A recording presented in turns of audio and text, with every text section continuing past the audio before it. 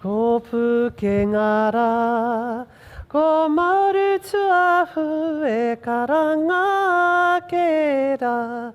Haere mai, ko te kauore hua. Te whare tupuna, ko ngai irihanga te whare kai. Ta uti mai, nau peki mai, nau kake mai. Ki tēnei awa, e rere atu nei, mana a te marae, e mihi nei. Ki a mau, ki te pipi, ki te tio. Ki a mau, ki te pipi, ki te tio. Ara ko whangia te kūtai, hia wehi. Kia ora whānau. Well, I don't have a fancy PowerPoint. It couldn't get sent through. And I certainly wanted to make sure that rather than just stand here and say my pepeha, I'd sing it through, and that might improve my chances of looking a little flashier than what I am today. Engari, nei ngā mihi kia koutou katoa e hui hui mai I raro I te maru o tēnei whare, I runga I te whenua taurikura o tēnei whenua, e tuku atu te mihi atu kia koutou katoa, engari tēnā koutou, nau mai hoki mai ki te whānau o Whānau Ora. My name is Riana, and I come to you today really humbly to basically have a bit of a kōrero about this thing we call Te Aka Whai Ora and the opportunities that it has for all of us here in this room and in our country. But first, might I say, on behalf of Te Aka Whai Ora and all of our whānau, a huge mihi to you all. We all know the last couple of years have been a rough couple of years, but there were some opportunities and some learnings that I don't think anyone in this room will forget.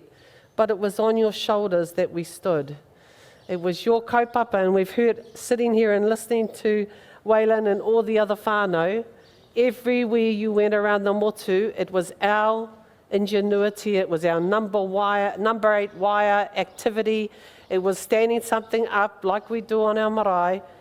That's what was the difference between keeping our people safe and making sure that all parts, not just the hauora part, were taken care of. So let's start with an awesome big mihi to you all, and I salute you. And I know what that was like. It was a tough year last year when we got the first news. Te Korowai, Hauora Hauraki is the provider that I was working for back then. And we got the first of the news that Delta had arrived in the Coromandel community. And we set about very quickly to stand up PCR testing and, of course, shortly after vaccinating. It was a scary time in a rural community because we knew we didn't have great access. For starters, there were no ICU beds within kui of our village. If our people were going to die, they'd be dying with us at home. And that was the motivation, I think, for most of us, as we worried about what the very end outcome looked like. It was scary, we didn't know, and so we went out there and did what we could. Our people were hungry, and if you live in a village that I come from in Manaia on the Coromandel Peninsula, there's no supermarkets. So everybody worried about getting to the supermarket to buy what little toilet paper was left was a very real issue for us. And first you had to be able to get your car, get it into town, make it past the borders, and that's the local ones we implored as well, and get your shopping and all the rest of it. So the rural community that we were in at the time, we were scared, we were worried, but it didn't stop us being aspirational and resilient. And that's the kind of thing that I want to share today.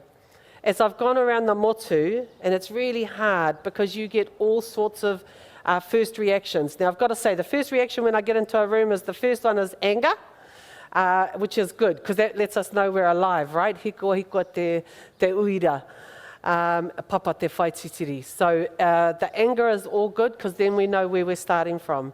The second emotion is anxiety. Really anxious for what these reforms might mean for our people. But the third is always, always aspiration. And I'm always, always, always inspired by that fact. that in spite of the last 182 years, we still are here, not being told, but really planning our own way forward. And I've got to say that when Whānau Ora entered our community back home, that was one of the things that I held closest to me, is Whānau Ora were all about us. It was all about our aspiration, and it was all about how we could ultimately change the narrative for our people. So a huge mihi to our Whānau Ora whānau for staying the line with us, for making sure, in spite of the pikinga me ngā hekenga, that here we remain. So there you go. So I just wanted to put that out there because it's the truth, as well as I know it. So, everybody that I come across starts to ask, well, what's the difference? What will te aka whai ora mean? Oh, yay, we got some photos up. Oh, there you go. They start to ask me, what's the difference between this reform and the last reforms we've had? Now, hands up in this room, who was around last time we had a reform? And this is going to show your age. Be proud. Come on now, our 50-plussers. Yeah, ka pai. So we remember what it was like going from our cheese to our RHA into the DHBs. And every time we make a move, we hope and we pray that this is the next one that's going to be good. But I do want to point out that in the last reform, I don't remember seeing te aka whai ora, or the Māori Health Authority. And I know we've got all sorts of discussions to have about whether we should have a Māori name or not. Ka pai tēnā. Mea waihotia tērā kōrero. But it's a good debate to have. Because some will argue that we need to earn it. Others will say that, and others meaning me, that it's hard to work under a kaupapa that is not of our choosing. That's not our name. That's not our reo. So there you go. And so I just wanted to point out, because this picture came up, this is a photo taken out at one of our marae in Tuakau. And I wanted to put it up there because te aka whai ora is about being everywhere and anywhere. Even in the places, I'd never been to this marae out at Tuakau, and it was officially where we had our pōwhiri. And I've got to say, it was just after the lockdowns had ceased, so it was kind of a bit of a moment there. And the whānau from all around Parehauraki came with. So that's if you're wondering why this random photo's sitting there, welcome to my family. And so the other thing I wanted to point out that was different is iwi Māori partnership boards. Now, it's an interesting conversation when you put all those kupu together. Iwi, Māori, partnership boards. And boy, are we in for a discussion of a lifetime. And if Lance is in the room, he would totally tautoko me on this. It's aspirational to understand what that actually means for us. Iwi Māori partnership boards are about trying to make sure that iwi, but not just iwi, mātāwaka, hapu, mana whenua, whānau, have an opportunity to basically plan and design the services we want to see in our communities.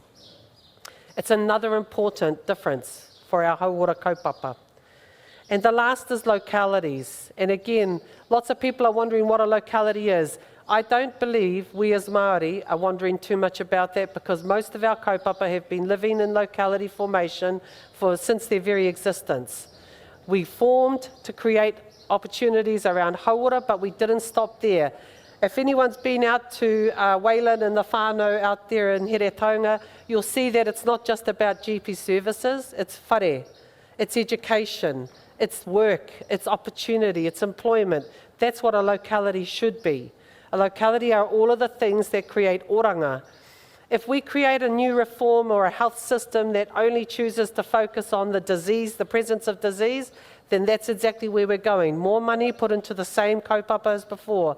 We have to reroute that funding so that we start investing back in our communities, back with our people, back into our tamariki, our mokopuna. Because ultimately we have a whakatauki in te aka whai ora, which is e kore tēnei whakaoranga e huri ki tua o aku mokopuna. I have 12 mokopuna and I'm determined that the system they inherit will not be the one that we did.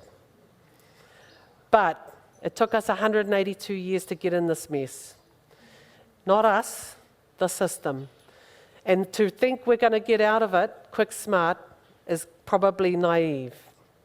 However, we have something that most people aren't relying on, It is a true sense of kia whakakotai ai tātou. It is the ability. We didn't just work together in our communities out of a fluke. It's how we operate as people. It's how we want to make sure that our determination is felt throughout the motu. It's how we want to be able to plan and design the things that we think will grow whānau ora, whānau well-being, oranga o te whānau. So on that note, I'm not going to sit here because, hey, they put me right before lunch, which is a little bit of a setup, isn't it? Because everybody's wanting to get out and have a break. What I thought I would do, though, and I just need to mention that we have a fabulous board, and somewhere in those pictures might be, I'm not too sure, Sandra, did we get the photo of our? There we go. I've just got to mention, yeah, me paki paki mai whānau. And in the setup period, there are two people not in this pikitia that I just want to pay homage to as well.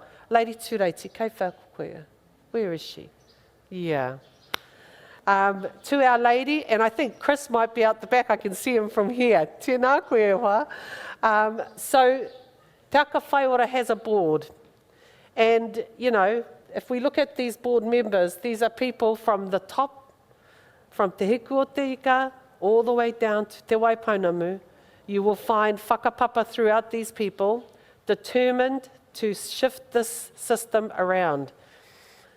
Te Aka Whai Ora is not an iwi organisation. We are a crown entity like everybody else, and I just have to put that out there because it would be disingenuous for me to stand in front of you all and try and enact or aspire to be iwi voice. We're not.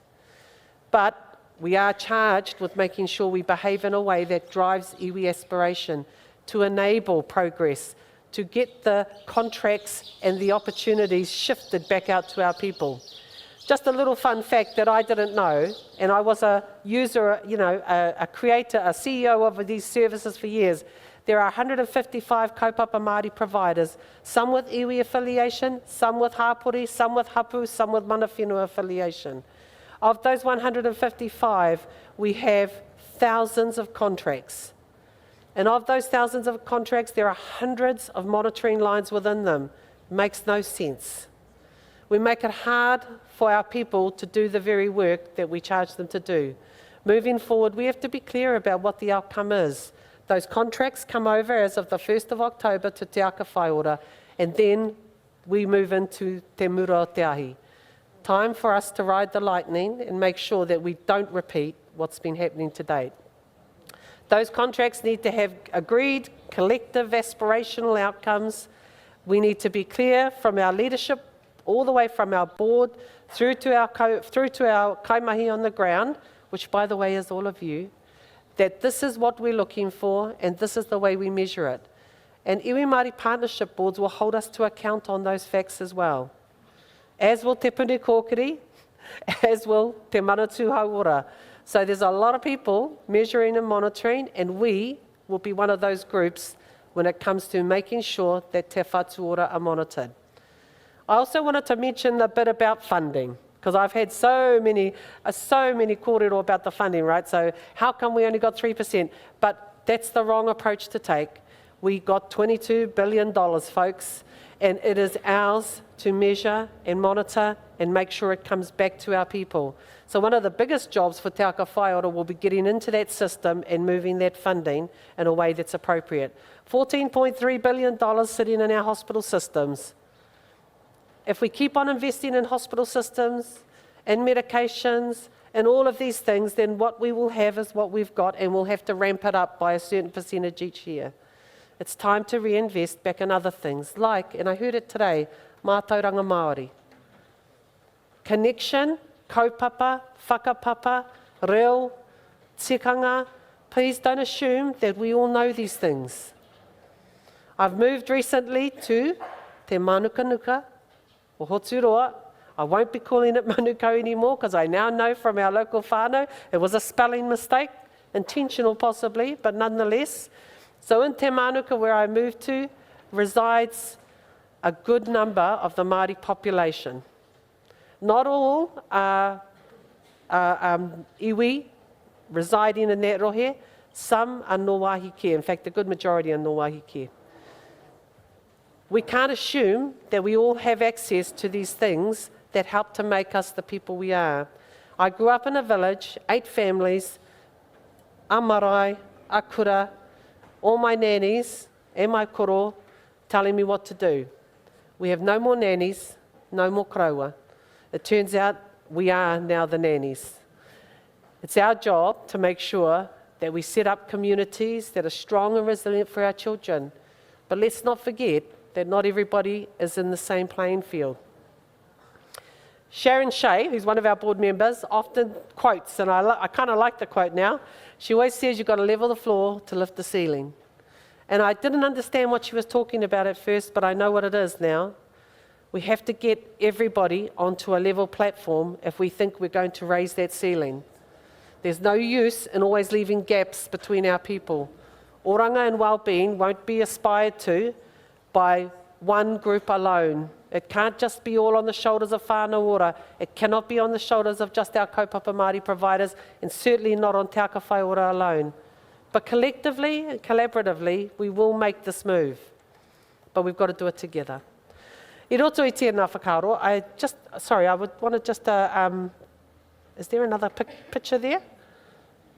Oh, sorry, I should say, for those who don't know, I'm sure you will do. So Mataroria Linden, Dr. Sue Kringle, Tipa Mahuta, Sharon Shea, Fiona Pym, and of course, our very own Awerangi. So that's our board, folks, in case you didn't know. And not forgetting our lady and Chris. Okay, is there any more pictures there? Where's our Sandra? She's the boss of the Pikitia place. I'm surprised they come out. Kei te pai tēnā.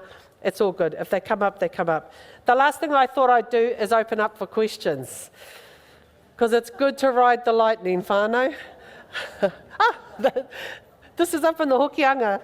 The reason why I wanted to put that photo up, when I was a little girl, my dad used to truck up to Kaitaia, and he'd go and get spat, because he was one of the OG mussel farmers.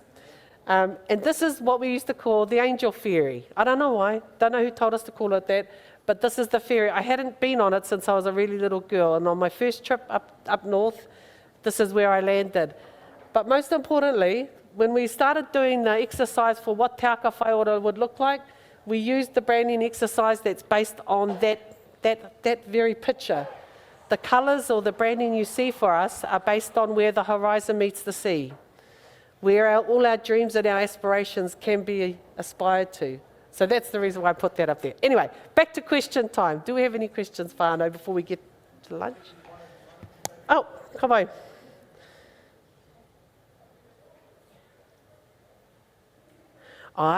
Yep, I can answer that one. So I literally have been from one end of the island to just about the other, not everybody. And we also have a weekly kind of kaupapa kōrero that we keep having every single week. So if you're not on there, do get on there. It's really just to inform and update people. I find it easier than putting out little pānui all the time to just have a kanohi ki te kanohi, even though it's on a hui topa. But nonetheless, it's a good way to just keep the conversation going and answer questions. And all of that kōrero is built into the framework. There's one thing I would say too. We as organisations have, believe it or not, a lot of power in our own right. Our whānau, and what we discovered during COVID, was how much they had when we gave it back.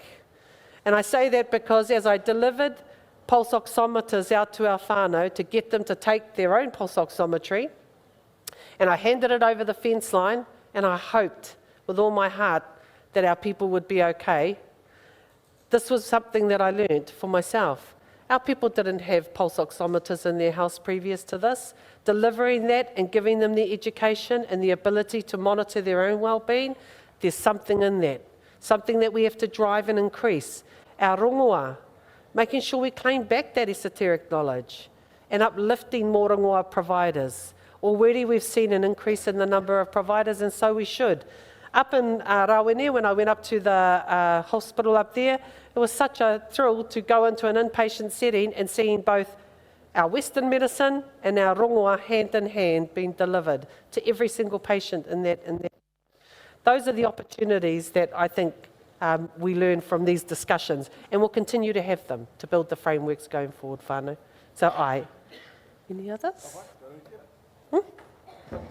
Done and dusted. I think that's us. Ka whai. Engari, I roto I tēnā. I hope it's been a great Whānau Ora experience. Awesome. I used to love these hui, and of course we've missed them really for the last couple of years. I hope you all behaved last night, because I know what that looks like too. I did ask the lady if she was out there last night, but I roto I tēnā. Ka nui te aroha ki o koutou katoa, koe a wanga whānau, koe e wariwari kia whakakōtai ai tātou. Tēnā rā koutou katoa. Oh.